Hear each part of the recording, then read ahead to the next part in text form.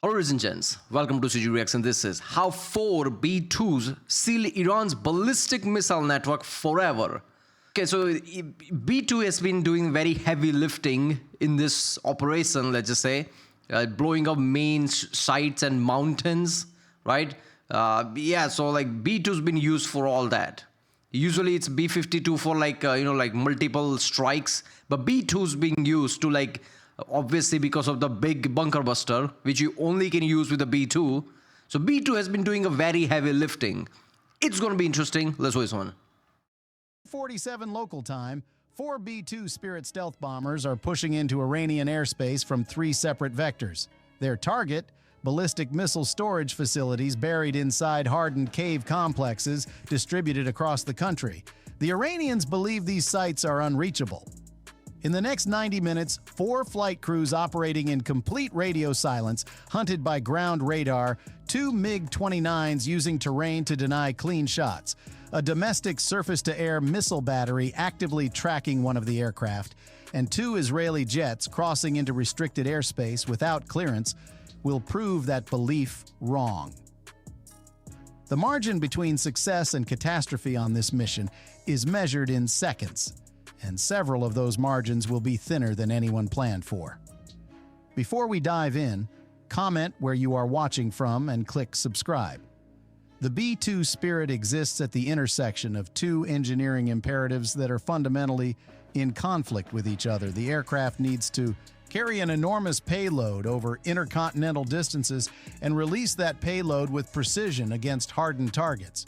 It also needs to be invisible while doing it. Every surface on the airframe is curved or angled to deflect radar energy away from the emitter. The skin is coated with radar-absorbent materials. The engine inlets are shaped to mask the thermal signature of 4 General Electric F118 turbofans from forward-looking sensors. The result is a radar cross-section approximately the size of a marble, and it is the only thing standing between a 150-ton aircraft and every air defense system in Iranian airspace. That margin disappears completely for 10 seconds every time the bomb bay doors open. The cross-section expands by a factor of roughly 100. Every radar within range that happens to be oriented correctly gets a clean return.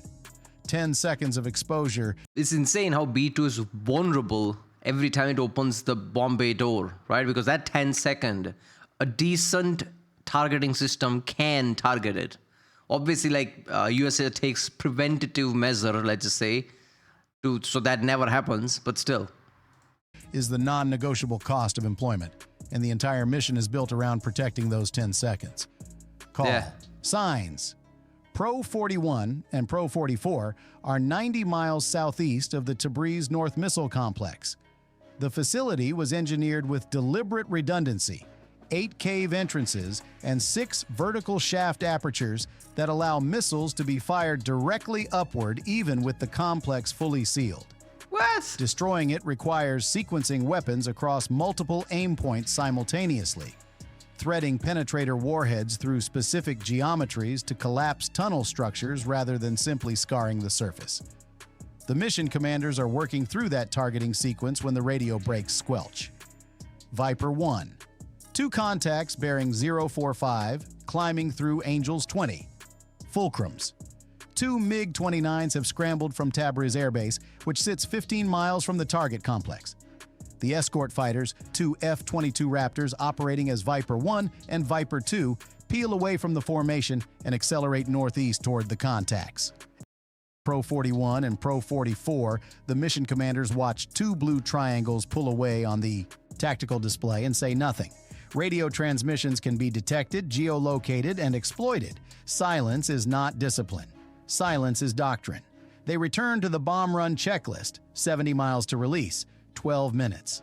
The problem with the MiG-29 in this scenario is not its radar. Iranian ground radar is searching for a B-2 the same way you would search for a specific grain of sand on a beach at night.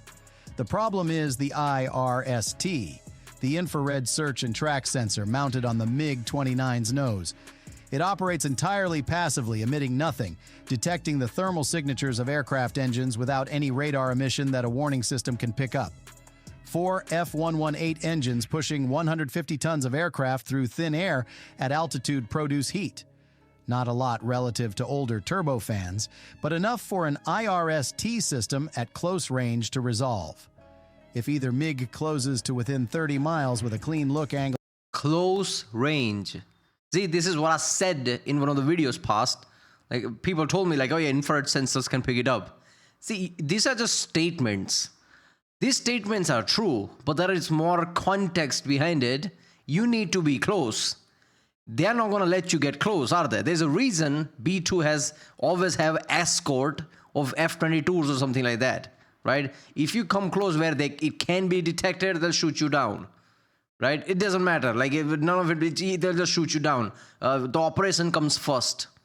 The objective comes first. They'll probably shoot you down. Like, if you come close, yeah, that's it. It's not about warning. It's not about nothing. They can't risk B-2 getting targeted. So that's it. That's why they have escort. At the B-2S, detection becomes possible. Possible is a word that B-2 mission planners spend their careers trying to eliminate from the vocabulary of their threat assessments. At 50 miles, Viper 1 goes active on radar deliberately. The intent is not to lock for a shot. It is to announce presence, to push the MiGs into a reaction that can be managed. Both Iranian cockpits light up with radar warning alerts. The lead MiG makes the tactically correct decision, banking hard left and descending toward the mountain ridgeline northwest of Tabriz, where terrain clutter degrades radar tracking. His wingman follows. They are not running. They are using the geography they have trained in for years, popping above ridge crests to probe the corridor and dropping back into the valleys before a missile can close the distance. The game they are playing burns time that Pro 41 cannot afford. 9 minutes to release. Viper 1 has lost tally on the lead MiG in terrain masking. The wingman reappears as a brief infrared bloom, engines reheating as he climbs out of a valley turn. Bearing 025, 15 miles, climbing. Viper 2 rolls in and fires an AIM-120. The missile accelerates to Mach 4 and the seeker locks cleanly. At 15 miles, this should be a formality. The MiG pilot sees the launch warning and does the one thing that can work. He rolls inverted and dives straight into the canyon below. The valley walls swallow him. The seeker loses the return in ground clutter, and a missile that costs more than most houses meets a mountainside instead of a MiG. Not That's clever, man. Out geometried. The MiG pilot is using terrain the way a submarine uses depth, as cover that physically... That is very clever. I didn't know like they were trained for that, but yeah, that works, right? It doesn't matter how good of a missile you have. If you just dip down below the mountain, of course, missile is going to hit the mountain, right? That's insane. Provides for free. 6 minutes to release. Pro 41 and Pro 44 are locked on course. The pilots have not touched the controls in 4 minutes. The autopilot holds heading and altitude with precision that no human hand can match, while the crew manages targeting, threat assessment, and the ongoing problem of 2 MiG-29s somewhere in the valleys below Tabriz that are neither destroyed nor running. The lead MiG has swung south and is pushing back toward the base at low altitude, heading ambiguous, either retreating or repositioning for a final approach at the corridor. The F-22s cannot hold him below the ridgeline long enough to generate a clean firing solution before he drops back into clutter. 4 minutes. The mission commander calls the final sequence. Bomb bay doors open in 90 seconds. 10 seconds of maximum exposure. Everything on this aircraft, the curvature of the fuselage, the edge alignment of every panel, the coating on every accessible surface exists to maintain that marble-sized cross-section. Open doors convert it to a barn. 2 MiGs are below and behind the formation. Current geometry places them outside 30 miles. IRST... Alright, I just googled it because I really wanted to know. People say that once bomb bay door opens, it becomes like a barn, something like that. I'm like, is that really true? No, it's not true. It's something along the line of 0.05 cubic meters, right? Yeah, whatever, 0.05, that's the metric. That's the same cross radar section of J-20 from China, right? Su-57 has the worst radar section, not to mention also F-18, which is like one of the non-stealthier plane, but it's this stealthy enough, right? It's very small radar section. So with the bomb bay door open, yeah, it's not as stealthy as it normally is, but it's still stealthy enough that other countries are calling their aircraft 5th gen stealth plane. It's still like that. So it's not like a Ban or something. That's insane. Detection at that range through terrain against a B-2 at 42,000 feet is unlikely. The word B-2 crews hate unlikely. At 0259, the mission commander clears the formation to proceed. Bomb bay doors open, rotary launchers cycle, GPS acquisition confirmed on all weapons. Somewhere in the mountains below, 2 MiG-29 pilots are still hunting for a thermal signature they cannot find. For 10 seconds, if either one happens to clear a ridgeline with his IRST pointed at the right patch of sky, the B-2S are briefly visible. They never find it. GBU-31s fall into the Iranian night. Each weapon's tail kit adjusts its 4 fins 10 times per second, steering 2,000 pounds of hardened steel penetrator toward individual aim points spread across half a mile of mountain. The first 3 reach the eastern tunnel entrance at terminal velocity. 2,000 pounds of kinetic energy against reinforced concrete does not crack the structure. It folds it. Rock cascades down the mountain face and seals the entrance under hundreds of tons of debris. The pattern repeats across all 8 entrances. The vertical shaft apertures designed to open upward against gravity collapse downward as penetrators punch through and detonate inside. The complex goes silent. Bomb. Bay doors close. The marble returns. Pro 41 and Pro 44 turn west with 14 hours of flight remaining. Behind them, the mountain is still settling. The 2 MiG-29s are circling over a target that no longer exists.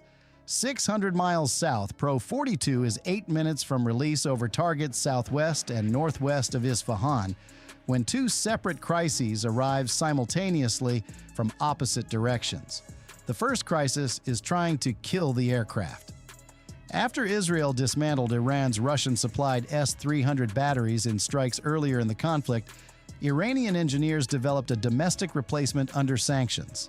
A mobile phased array radar system with a roughly 150-kilometer engagement range, later designated SA-65 by Israeli intelligence. Not equivalent to the S-300, but capable enough to threaten a B-2 on a bomb run. What are you talking about?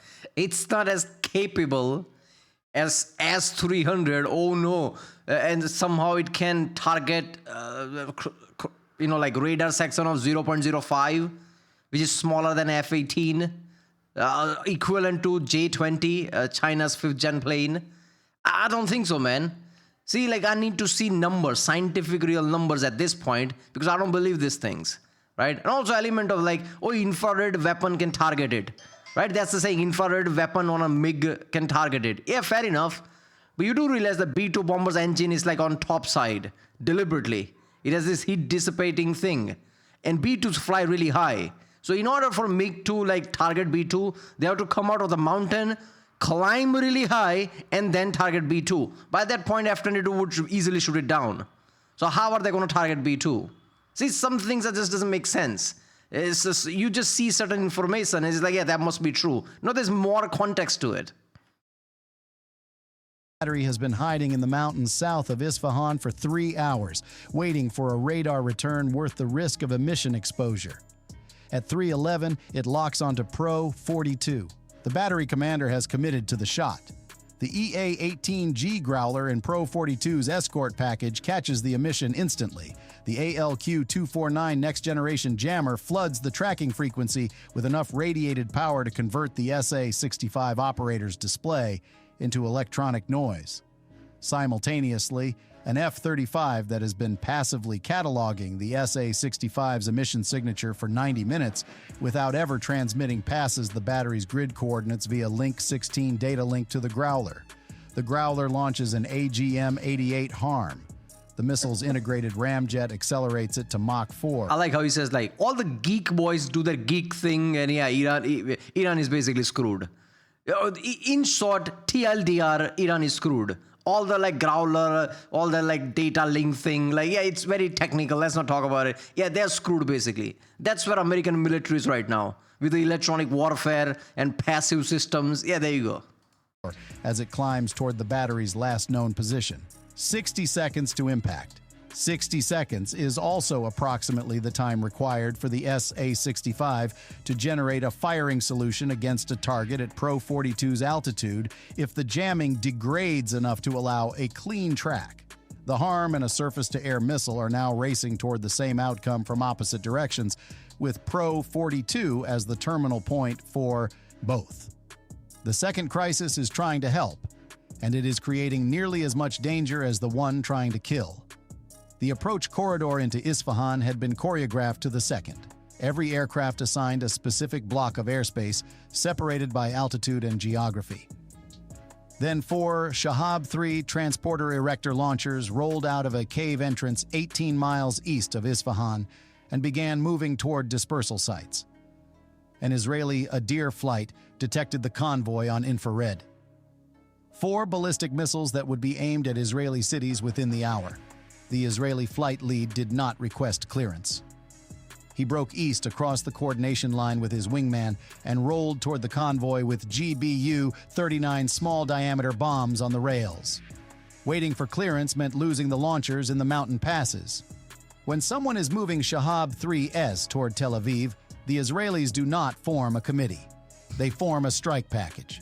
Pro 42's mission commander is now managing a 16-weapon bomb run against 2 cave complexes while the HARM closes on the SA-65 to... By the way, Mayor of New York, Mamdani, said that he's gonna arrest Netanyahu when he comes to New York. First of all, I didn't know local police of a city has that kind of a power. I thought you're just supposed to catch criminal locally. Isn't it federal agency's job to capture like criminals at that scale? How can local police, NYPD can't do that? And on top of that, how does mayor has that say? Mayor is the law? Really? That's just weird. To the south, and 2 Israeli stealth fighters he cannot see on radar, because that is the point of their design, converge from below in the same block of airspace. 3 aircraft that are invisible to each other closing on the same patch of sky from different altitudes and headings. The geometry is dangerous before anyone fires anything. 5 minutes to release. The Chaos Controller intervenes, pushing Pro 42's release point 3 miles north to open lateral separation from the Israeli jets. That adjustment requires reprogramming GPS coordinates on 16 weapons, while the aircraft closes on the target at 8 miles per minute. The mission commander moves through the targeting display without stopping, updating aim points one by one. He has run this process in simulation nearly 100 times, never while a radar battery is actively trying to achieve launch threshold against his aircraft. South of Isfahan, the HARM arrives. The SA-65 operator had switched off his radar 3 seconds before impact, hoping... Desert camo on a launcher, but the missiles are white, so what's the point? ...to break the missile's lock. The AGM-88G carries a GPS and inertial navigation package that remembers where the emitter was radiating from. Turning off the radar does not move the antenna. The warhead detonates over the battery's last active position. A year of Iranian engineering under sanctions becomes a debris field in the mountains south of Isfahan. An air defense program that cost more than most countries' annual defense budgets, answered by a missile the U.S. Navy orders in bulk. East of the corridor, the Israeli wingman destroys the second launcher. The remaining 2 Shahab-3 vehicles scatter into separate mountain passes.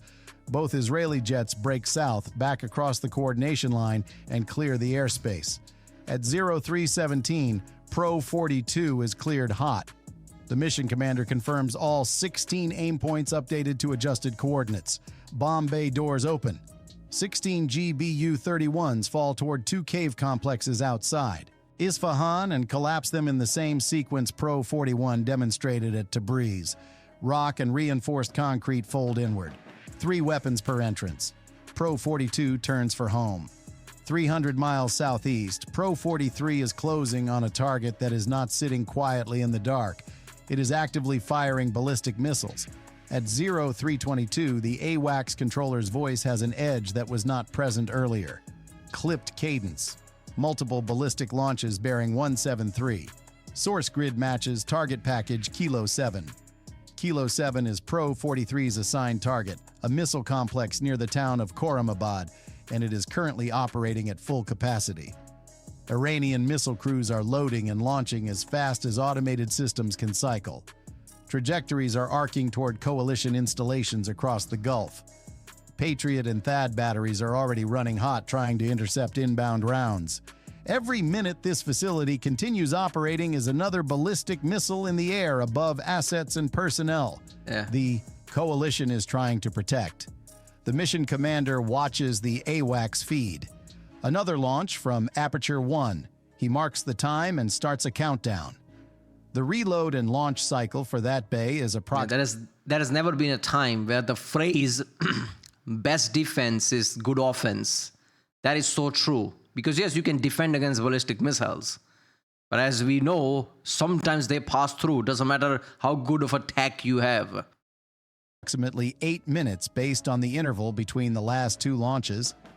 After the next round fires, the bay will be empty for the duration of a reload sequence. That is the window. The cave is advertising its own vulnerability through its operating rhythm.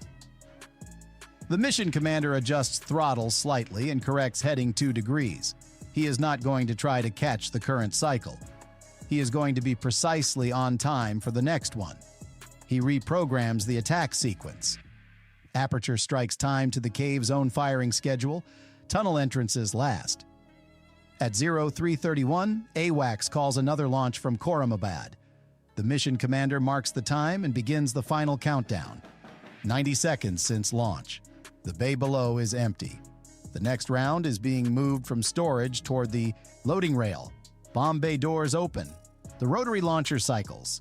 GPS confirmed on all 16. The first pair of GBU-31s drops toward Aperture 1 with the bay in its empty phase between cycles. 2,000 pounds of penetrator punches through the overhead hatch and detonates inside a vacant launch bay. The blast crushes the automated loading mechanism, buckles the launch rail, and collapses the interior chamber ceiling. 8 seconds later, the second pair hits Aperture 2 in the same phase of its cycle. Both launch bays are destroyed between firing cycles, not during them. No controlled secondary detonation, no scattered propellant risk, clean penetrations into empty chambers. The remaining 12 weapons walk across the tunnel entrances in groups of 3, eastern entrance, western entrance, and 2 service tunnels used for ventilation and vehicle access. Each one folds under successive 2,000-pound impacts. Rock and reinforced concrete cascade inward and seal each opening shut permanently. Khoramabad goes silent.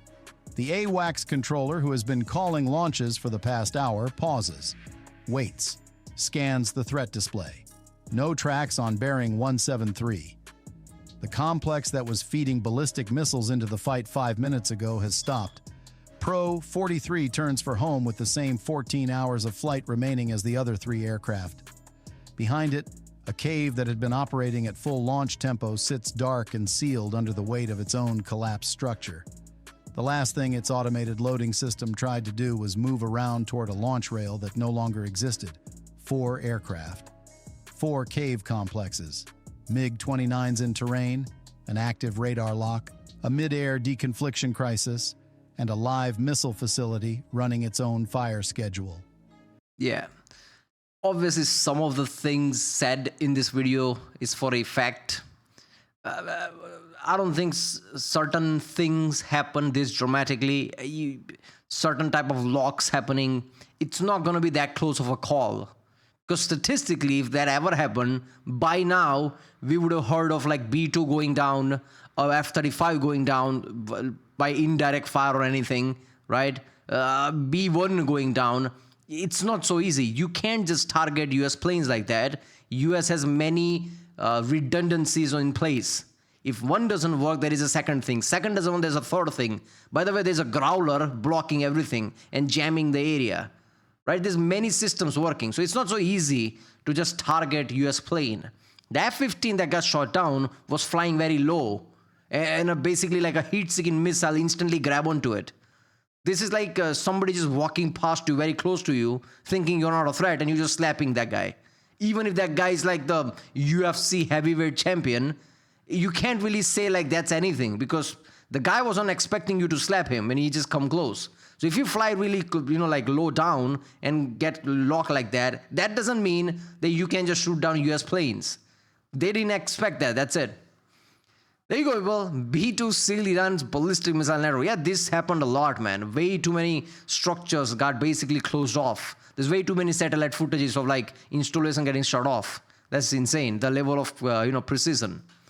Right, well, if you like my reaction, don't forget to subscribe, and I'll see you next time.